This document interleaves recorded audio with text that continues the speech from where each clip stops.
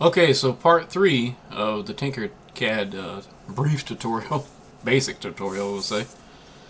Anyway, told you we was going to come in, we was going to take a look at the Scribble feature, we was going to take a look at the text feature, we're also going to take a look at the import feature.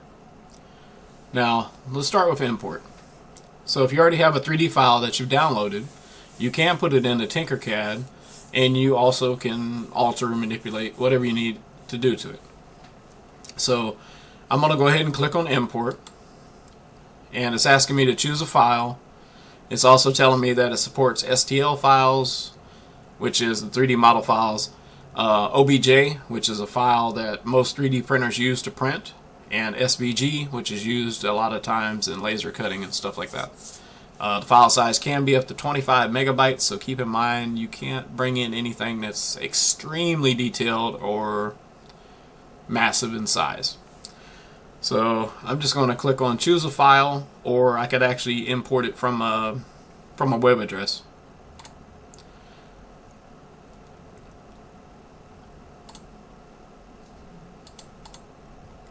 And let's just bring in this this one, for example.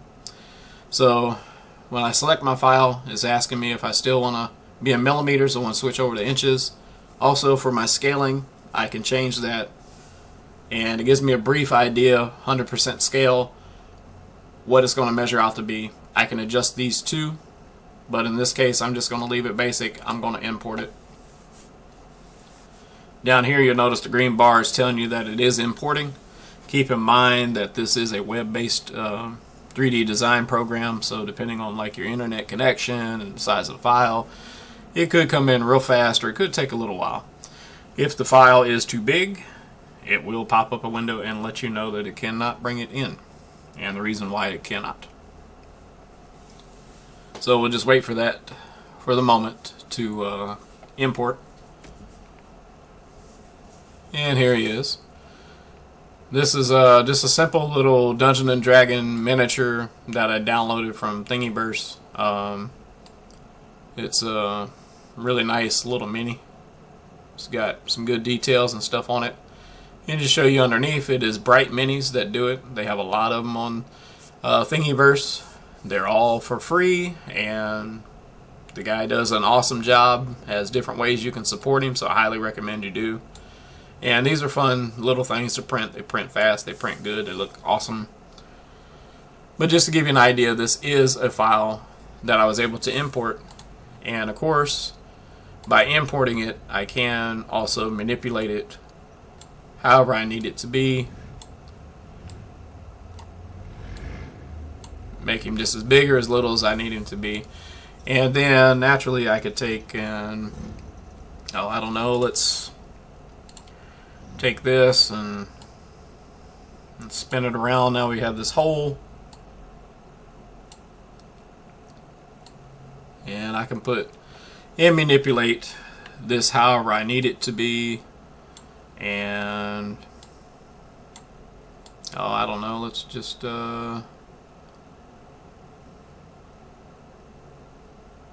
let's take out that section for whatever reason, right?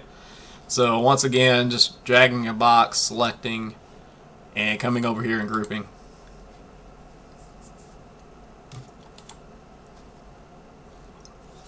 Give it just a second, and all of a sudden I just cut out that portion for whatever reason. Just an example, guys. Anyway, that is that feature. Also up here, I'm going to touch on this very briefly. There is a ruler tool that you can use. I am not fluent with this at all. I use a different program at work that has a totally different tape measure, and I haven't wrapped my head around this. I do need to learn how to use it because it will come in very handy. So let's take a real quick look at some text that we can do. I'm just going to drop in a box. I'm going to change my sizing, change my thickness, and we'll make it, I don't know, that size. I'm going to come over here and hit text, and I'm going to drop my text in here. And once again, I'm just going to change it around a little bit. Oh. Alright, we'll just do it this way.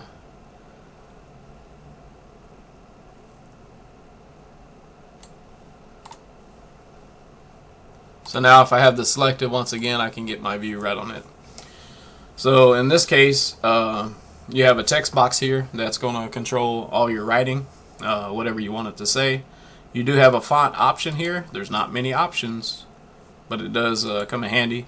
Of course, you can keep it as a solid. You can make it as a whole. Totally up to you. And then, of course, you have sliders that you can adjust as needed. So in my case, I'm just going to put, how about Trickster? So now I have this on here. I'm going to click in the center here, and I can change the color so it's not red on red, and we can go, let's say, brown.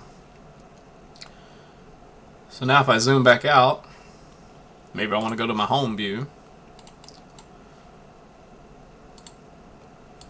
I can bring this over here. I can still adjust my writing, manipulate it however I want it to be.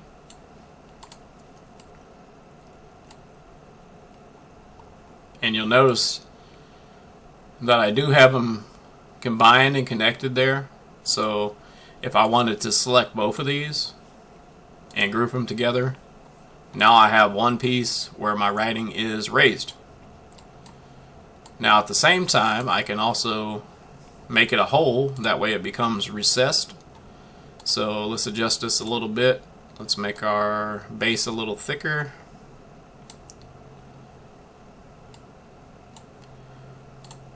Let's take our text, raise it up just a little bit, maybe there. Well, let's go there.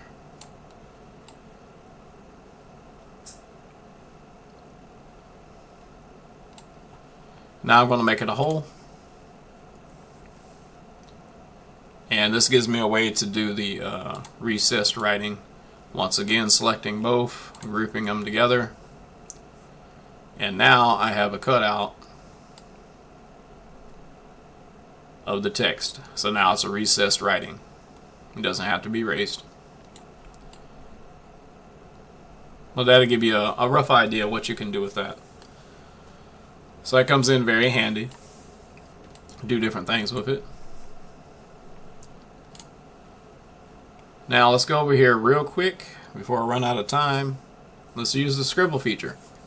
So when you click on the Scribble feature and bring it in place, it opens up another window, which is essentially, think about a extremely basic paint program. So using it just like you would, say, like Microsoft Paint or something along that line.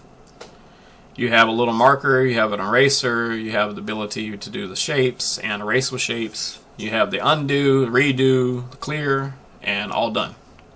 So this is just a point. I'm really bad at trying to draw and write with a mouse. So let's just make it really basic, and let's just do this here. And you notice on the right hand side over there,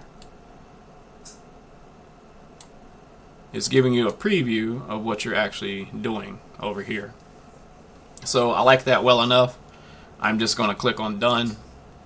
And now, as you see, whatever I was able to draw or write or whatever your skill set is, that now becomes a 3D object that you can, once again, manipulate however you need to, which comes in extremely handy.